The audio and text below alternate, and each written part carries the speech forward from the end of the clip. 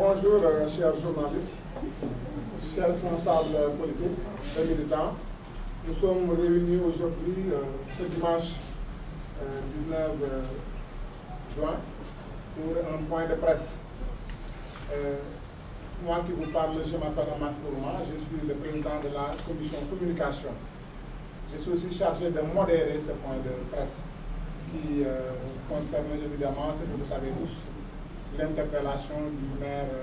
Ahmed Aïdara et d'une dizaine de responsables et militants de Yewwi Askan Wi Wallu, en sus maintenant de ceux qui ont été arrêtés un peu partout au Sénégal. Sur ce, je m'en vais donner la parole à Alpha, donc de Yewwi Askan Wi, donc pour ne pas citer de parti. Okay. Bonjour tout le monde. Mon nom c'est Alpha Ba, coordonnateur départemental de Pastef Guédiawaye. Comme vous le savez, Pastef Guédiawaye est membre de la coalition Yewwi Askan Wi. Et comme l'a dit le frère Ahmadou Kourma, nous avons demandé aujourd'hui à parler à la presse pour deux éléments. Première chose, vous nous permettrez d'abord de s'incliner devant la mémoire des frères, des citoyens sénégalais qui ont été lâchement tués lors des manifestations passées le vendredi. S'incliner devant la mémoire de ces citoyens pour dire que déjà, il l'avait fait, le régime l'avait fait en mars, ils l'ont refait en cette période. Nous demandons à Allah subhanahu wa ta'ala le repos en paix pour ses frères disparus. Et nous tenons déjà à dire que ces frères disparus, leur mort ne sera pas vaine. Parce que ce pourquoi ils sont morts, c'est ce qui justifie aujourd'hui le fait que nous soyons là aujourd'hui. Et pour le cas spécifique de Guédiawaye, il faut dire, c'est vrai, la jeunesse de Yewwi Askan Wi de Guédiawaye avait déposé une demande de marche. Et cette demande de marche était sollicitée pour qu'elle se fasse à partir de 15 heures. Et malheureusement, sans aucune raison valable, sans aucun justificatif solide, nous avons pu constater avec consternation que des frères épris par la justice,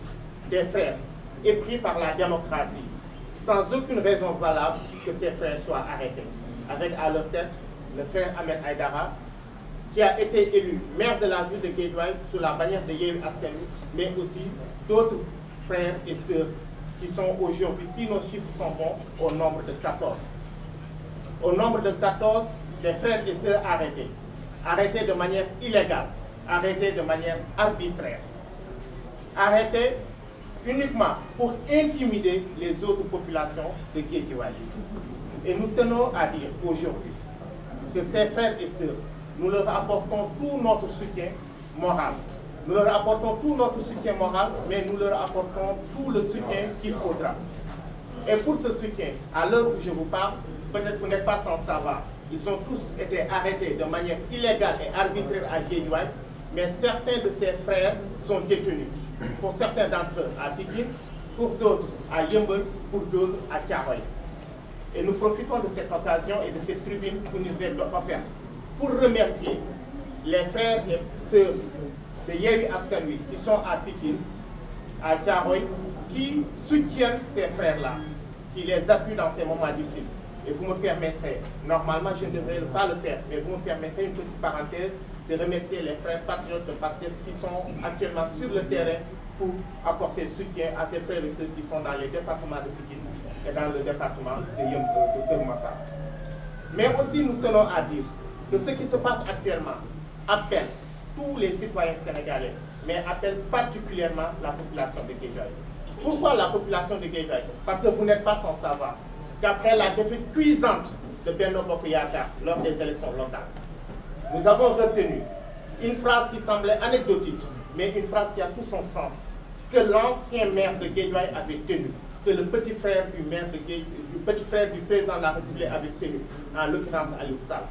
en disant que nous ferons tout pour que l'opposition ne puisse jamais être présente à Guédiawaye. Faire tout pour que l'opposition ne puisse jamais être présente à Guédiawaye signifie faire tout pour réduire, comme l'a dit son grand frère, Ndaxte Djiko ci deret la. Comme l'a dit son grand frère, réduire l'opposition à sa plus simple expression. Et pour lui, réduire l'opposition à sa plus simple expression, c'est arrêter les leaders de Yewwi Askan Wi à Guédiawaye.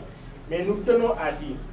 Ahmed est aujourd'hui détenu de manière illégale, comme les autres 14 frères et sœurs, par la police. Mais qu'il chasse que tous ceux qui sont autour de la table, tous ceux qui sont dans la salle, et tous ceux qui auraient voulu être là, mais qui n'ont pas pu être là, sont des Ahmed Aïdara, sont les frères et sœurs qui sont détenus. Et qu'ils chassent que si, pour la revendication de la démocratie et pour la revendication de la liberté, ils sont prêts à remplir les geôles du régime en place, eh bien qu'ils ouvrent toutes les portes des prisons. Parce que nous sommes prêts à nous battre. Et nous ne laisserons pas les 40 années ou les 60 années de démocratie acquises de haute lutte que un régime vienne actuellement pour remettre tous les compteurs à zéro. Nous sommes prêts. Nous sommes prêts parce que ceux qui se sont sacrifiés pour cette démocratie ne sont pas plus valeureux que nous. Et nous voulons que demain, nos enfants, nos fils, nos petits-enfants ne sentent pas le besoin de se battre pour la démocratie, mais qu'ils sentent le besoin de se battre pour le développement de ce pays. Donc ce combat actuellement nous incombe et nous allons le mener jusqu'au bout. Nous allons le mener dans le respect des règles. Mais face à une loi injuste, il n'y a pas de règles à respecter. Nous respecterons les règles tant que la loi sera juste, tant que tout sera fait dans les règles de l'art. Mais quand nous sentirons que tout n'est pas fait dans les règles de l'art, nous ne sommes obligés, nous n'avons aucune obligation légale par rapport à ce qui se fait. Et c'est aujourd'hui ce message que nous voulons faire passer, pour dire que nous dénonçons ce qui se passe. Nous nous indignons par rapport à la situation actuelle. Et nous appelons toute la population de Guédiawaye et au-delà du département de Guédiawaye, tous les citoyens sénégalais, épris de justice, épris de paix, épris de démocratie, nan leen boo fekkee ñaar ñuy xeex da ngay xool ku yor yat nga téye loxo àtte waaye doo xool koo xam ne moom la ñuy bundu xatal nga koy jàpp bàyyi ku yor yat bi saa yu ko neexee nga ni ko na dóor. Nous n'accepterons pas cela. Et si des choses doivent advenir pour avoir refusé cette injustice, que les Sénégalais sachent que nous sommes prêts. Voici les propos que nous tenions à partager avec l'assistance, avec la presse. Je vous remercie. Chers journalistes, représentants de la presse nationale et internationale, chers collaborateurs responsables de Yewwi Askan Wi et de Wallu Sénégal, je voudrais préciser également que Wallu Sénégal est représenté dans ce point de presse par M. Bass Mbacké Diatta. Tous les partis et mouvements de la coalition Yewwi Askan Wi de Guédiawaye sont représentés dans ce point de presse. Juste pour dénoncer ce qui vient de se passer. Je pense que vous avez tous suivi le déroulement des événements. Il s'est trouvé que M. Ahmed Aïdara, qui est le responsable du mouvement Guédiawaye La Bokk et maire de la ville de Guédiawaye, a été arrêté pendant qu'il allait au travail. Et à 13 h, alors que les manifestations, les déclarations de manifestation étaient programmées à 15 h. Ce qui dénote d'une violation flagrante des droits les plus basiques d'une personne, d'un citoyen qui pouvait circuler librement comme vous le faites, comme moi je le fais. Comment peut-on interdire à un premier magistrat d'une ville de se promener, d'aller à son bureau? C'est ce qui a été fait la dernière fois. Ça montre tout simplement qu'ils ont programmé l'arrestation du maire. Ça montre tout simplement qu'ils ne peuvent pas jusqu'à présent avaler la pilule de leur défaite au local. Il y a de cela quelques mois, nous étions dans cette même salle. M. Ndim, qui est responsable de la communication, est témoin. M. Amadou Bey, de GP. Ils ont voulu invalider injustement 2 listes. La liste de Yewwi Askan Wi de Golf Sud, vous vous rappelez bien, et la liste de Yewwi Askan Wi de Sam Notaire. Parce qu'ils savaient, et on l'avait dit ici, parce qu'Aliou Sall savait qu'on allait les battre dans ces deux communes. Effectivement, nous les avons battus à plat couture. Et mieux, nous les avons battus au niveau de la ville de Guédiawaye avec 6000 voix d'écart. Maintenant, ce qu'ils cherchent, c'est de ne pas laisser le maire Ahmed Aïdara et les autres maires de Yewwi Askan Wi gouverner. En réalité, c'est ça le projet. Parce que le fait déjà de cueillir une personne avant une manifestation montre tout simplement qu'on avait bien programmé cela. Mais ce qu'ils ne savent pas, c'est qu'aujourd'hui, vouloir affronter la coalition Yewwi Askan Wi, c'est vraiment ne pas comprendre les enjeux de l'heure. Aujourd'hui, c'est la coalition qui fera partir Macky Sall. Et ça, c'est clair. Et Macky Sall le sait mieux que tout le monde. Et nous sommes aujourd'hui plus que déterminés au niveau de Guédiawaye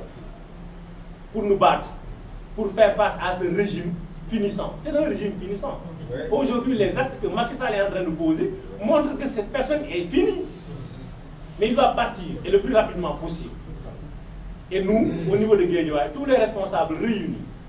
sommes plus que déterminés pour nous battre. Et nous exigeons la libération de l'ensemble des détenus politiques. C'est des détenus politiques. M. Ahmed Aïdara et l'ensemble des autres 14 détenus. Nous avons été dans les commissariats. Ils n'ont même pas eu le courage de les garder à Guédiawaye. Ils ont été obligés de les disperser dans les commissariats secondaires. Mais nous avons été les voir. Ils sont courageux. Et qu'ils cherchent là où ils sont, dans leur cellule, que tout Yewwi Askan Wi Guédiawaye, au-delà, tout Yewwi Askan Wi national est derrière eux. Les leaders de Yewwi Askan Wi se sont déplacés. Ils sont venus au commissariat rendre visite aux détenus et au maire de Guédiawaye, M. Ahmed Aïdara. Donc, juste pour dire que, en tout cas, les responsables discutent, les stratégies sont en train d'être affinées et nous ferons face. C'est ce que je voulais vraiment dire en quelques mots à l'endroit de la presse et vous remercier de votre prête aimable attention. Coordonnatrice départementale de Taxawu Sénégal di ñëw rek di jaar fi Alpha jaar di wax ni tey jii dañu am lu ñu metti trop tey amuñu sax ay kàddu pour yëkkati ndax suñu xol dafa jeex parce que dañoo bëgg a delloo si 1960 alors que nous sommes en 2022 suñu xol dafa jeex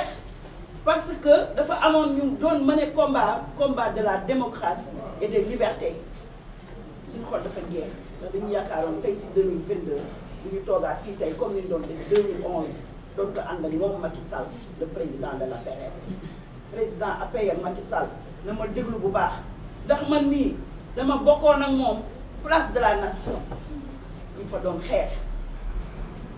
pour les acquis démocratiques yi nga xam ni dañ ko doon xeex depuis 1960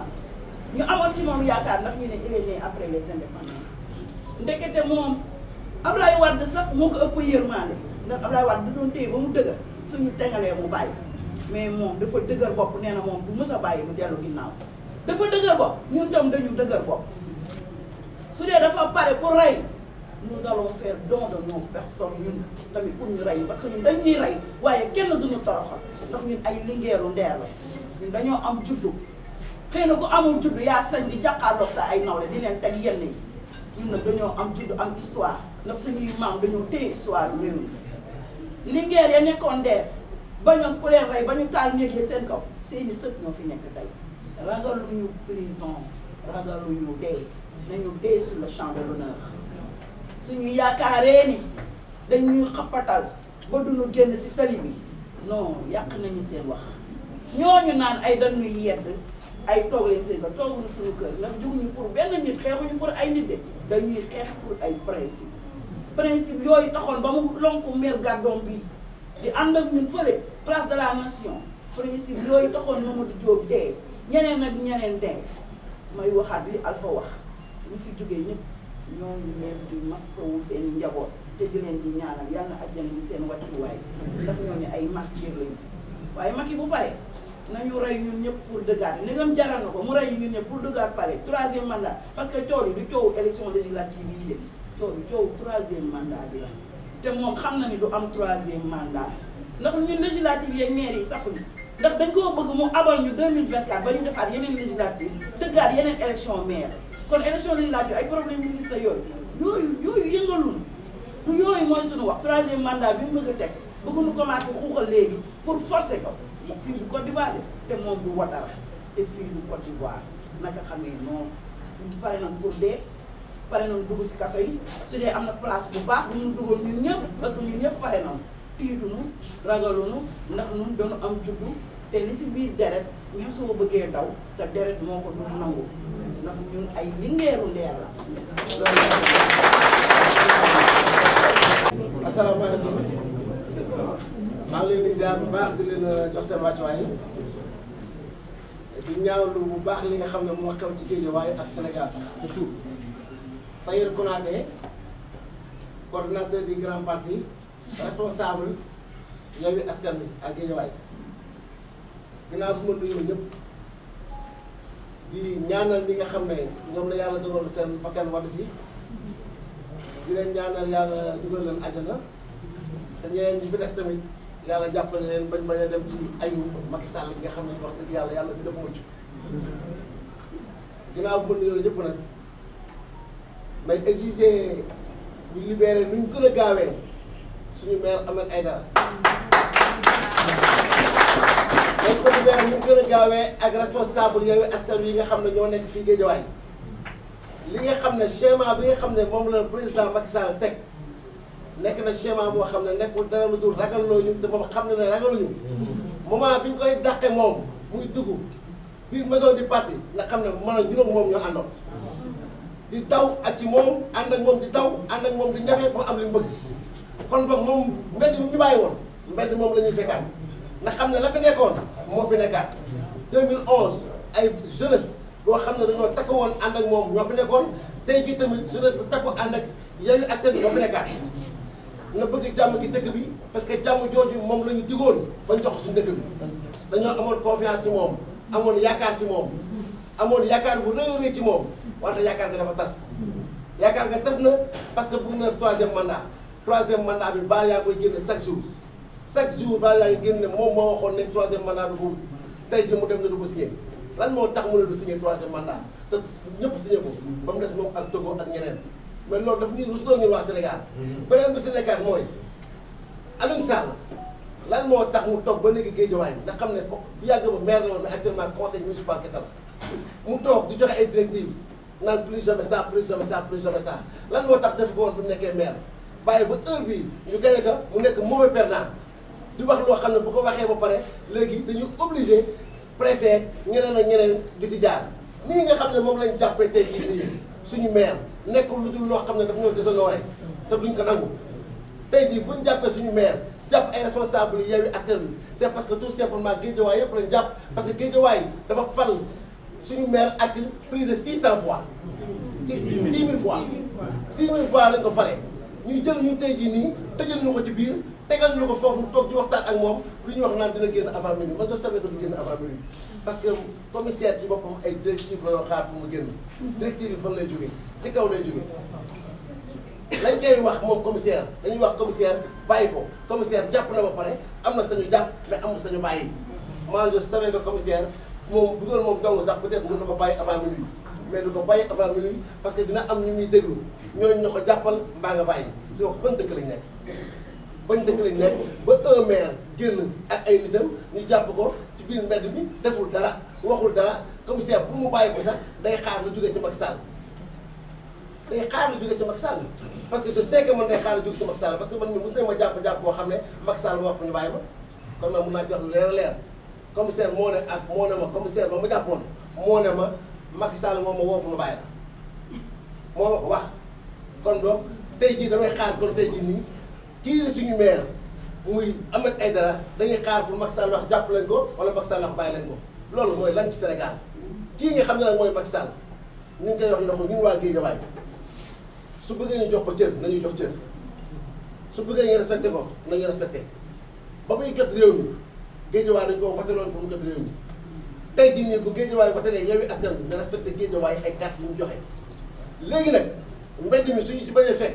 na def li tax ba ñu see fekk dëkk bi nag moom la ko ci yàlla teg ci loxoom wante nag ñun ñii nag yàlla teg ko suñuy loxo ñun suñu bopp xam nañ li nga xam ne mooy dëgg ak yoon te dëgg ak yoon boobu fii mu ngi jaar ci dëgg dañuy topp ci ginnaawam bu jaarul ci dëgg dañuy jaar fi nga xam ne mooy dëgg léegi nag suñu maire dañuy demandé nañ ñu ko jox ñu libéré ko ñu gën a gaawee suba. li mu mënut a comprendre mooy comment le maire de la ville de Guédiawaye ñu koy empêché mu doxantu biir Guédiawaye te ñuy ànd ak moom ñëpp xam nañ ni le maire bokkul ak l'ancien maire koo xamante ni toog na fi 7 ans kenn mosu ko teg bët ci mbedd. am na chaque fois buy xëy dafay préféré di dox di waxtaan ak nit ñi di xam seen soxla ak seen lan lañ bëgg ci moom. donc kooku nag moo génn këram 11h bëgg a xëy ci mairie ba ñu arrêté ko moom ak ay nit ñu mu àndaloon. loolu mu nekk une arrestation arbitraire et même illégale léegi loolu nag ma je lance un appel à tous les jeunes dañu wax ni mbajum kanam borom moo koy fajal boppam dañoo woo ci loo xamante ni ñun Guédiawaye dañoo battre campagne fii ñu gagné waa Benno Bokk Yaakaar avec plus de 6000 votes léegi nag il faut force boobu noonu mu génn faire face à ce régime bi nga xamante ni moo ñuy empêché ñu def li ñu bëgg a def Guédiawaye kat ñun ñoo ko moom parce que kii di ñoo ko moom mooy dañu fay am lu ñu fi taxawee Ahmed depuis 2015 avant même muy nekk maire fam liggéey boo xamante ne dafa doon liggéey fii amul koñ boo xamante ne dina ni Ahmed mosu fee ñëw amul nit boo xamante ne mu ni mosu ni Ahmed mos naa am sama événement wala moom sama naka wala bànneex mu ñëw taxaw ma ci donc nag responsabilité boobu mu doon def ak taxaw boobu mu taxaw waa Guédiawaye il faut waa Guédiawaye ñëw répondre ko may saluer aussi les responsables de Yewwi Askan Wi départemental ak fépp fu ñu nekk lancer un appel à tous les jeunes de Guédiawaye et même tous les jeunes de ce pays ñi nga xamante ni am nañ conviction que ni développement wu Guédiawaye suñu loxo la nekk ñoo ko war a porter ñu musal nangu nag ñoom li ñu bëgg a def ñu def ko te loolu nag ñoo ngi déglu les responsables ñun les jeunes ñoo ngi déglu les responsables de Yewwi Askan Wi départemental bu leen dégloo nag ba si kanam amuñu dara lu leer dina wàcc sur le terrain te boobaa dina métti loolu ci ñoom Ahmed Aïdara nekk fi koo xamante ne gan la fi jàppuñu ko Casamance jàppuñu ko Pikine biir Guédiawaye bi jàppe boo xamante ni loolu localité am la donc nous exigeons une libération immédiate et sans condition de notre maire et de ses il y a plus de 14 personnes yu ñu jàpp et sur ces 14 il y a des femmes je viens juste de faire le tour ci sa comment dirais-je commissariat yi nekk ci ñi nekk yëpp je viens de faire le tour ñu ci ay conditions yoo xam ne dafa métti ku nekk xam ne dafa tàng Ahmed Aïdara dañ ko jàpp avec son chef de cabinet avec ses gardes rapprochés même sœuram bu bokk ak benn ndey ñu ngi ci biir ay vieux yoo xamante ne dañoo feebar heure bi ñu war a fekk seen ay njaboot ñu ngi ci biir ñu toog tàngaay bi donc il faut ñun ñu taxaw temm ngir loolu mun a saafarawu doyen dafa wax que ni ñu bàyyi ba suba non parce que dañ la war a bàyyi tey à l'immédiat dañ la war a bàyyi tey jii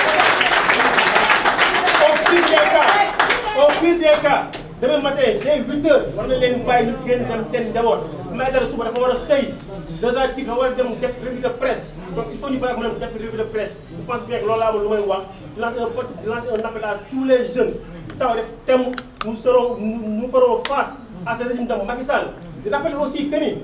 la coalition Yewwi Askan Wi day participer ci élection incha allah te notre tête de liste nationale sera Ousmane Sonko te Benno Bokk Yaakaar bokk élection